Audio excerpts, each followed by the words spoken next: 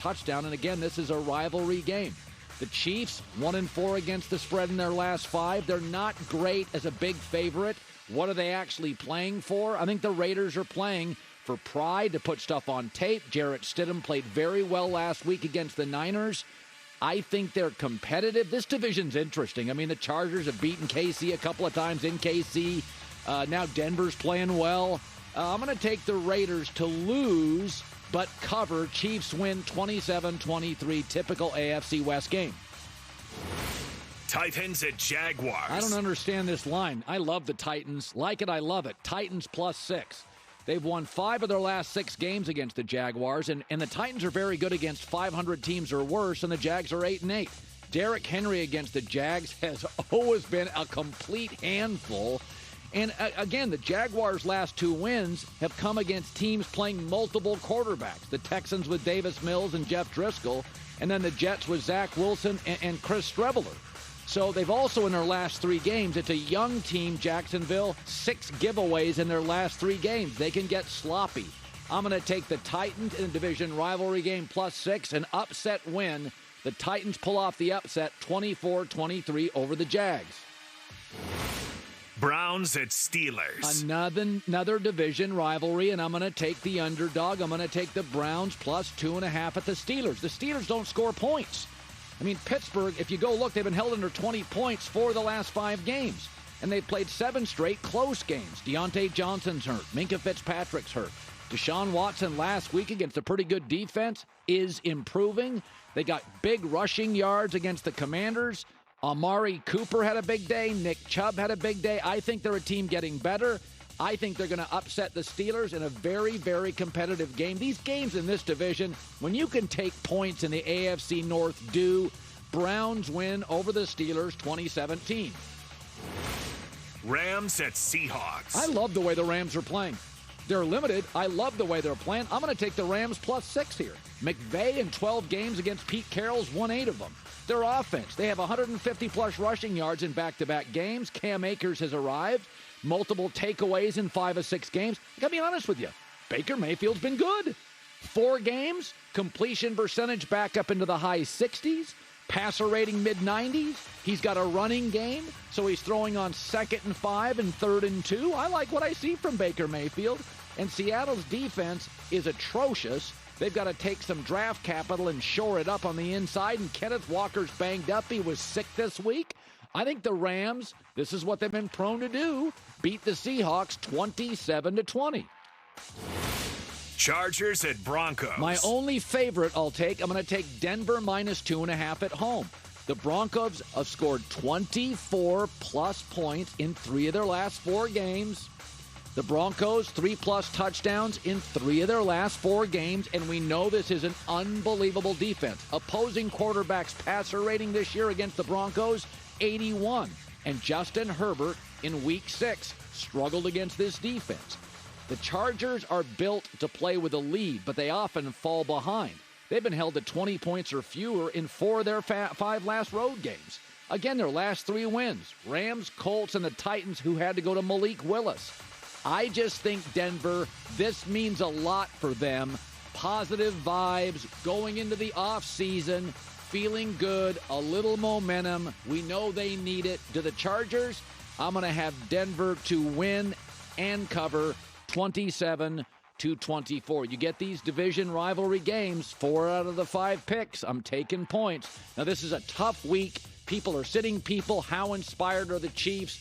But I like the underdogs in the rivalry games. Just because you're not going to go to the playoffs doesn't mean you don't have something to play for. Jared Stidham wants to look good.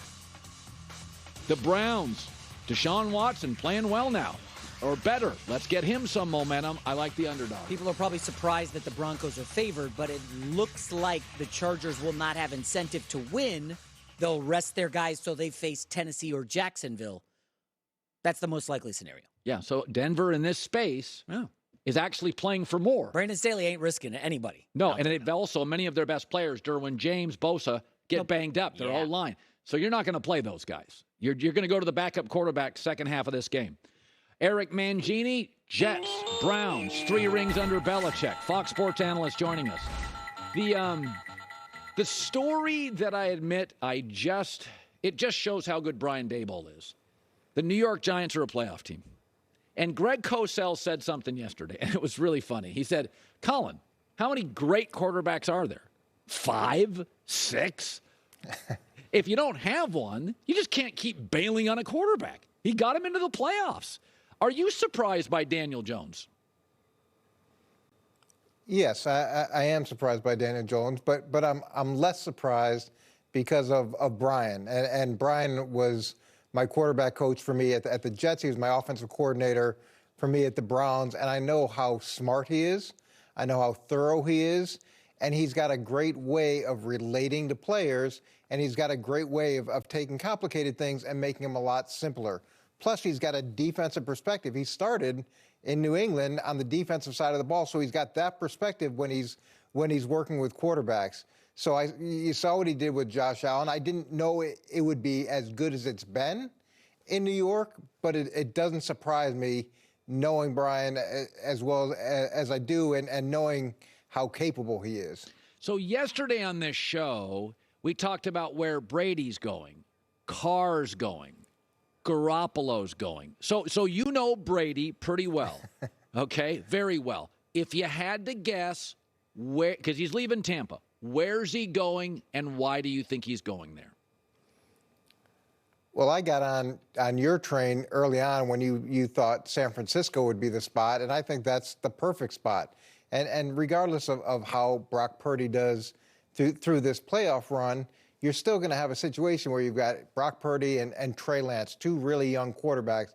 If you could go and get Tom Brady for a year, and with the offensive skill positions that you have, the defense that you have, the idea that he could go finish his career there, and I would imagine Tom might even take a discount to go to San Francisco. Then you're also in a great situation where you've got him mentoring the two young guys that are currently on your roster. I think that could be a great fit and kind of a fairy tale ending to his career. By the way, the Titans are a good team, need a quarterback. Do Garoppolo or Carr fit there? I know you like Aaron Rodgers there, and it makes sense to try to go get a player like Aaron Rodgers. Look, I brought Brett Favre in New York, so I know what it's like to go get a really good Green Bay quarterback, and that worked out well until he got dinged up. I think the issue, though, is what Vrabel's trying to build in Tennessee, and I see Mike trying to build a team that can compete for a championship every year, not just go out and try to rent a championship, and he's got more influence than ever. I like Derek. I like the idea of Derek Carr in Tennessee. Derek seems like a good guy. He's never been on a team with better than a 20th ranked defense. That's right. Mike can go get that defense in Tennessee fixed. He can use draft picks that you don't give up for someone like Aaron Rodgers to go improve the team long term.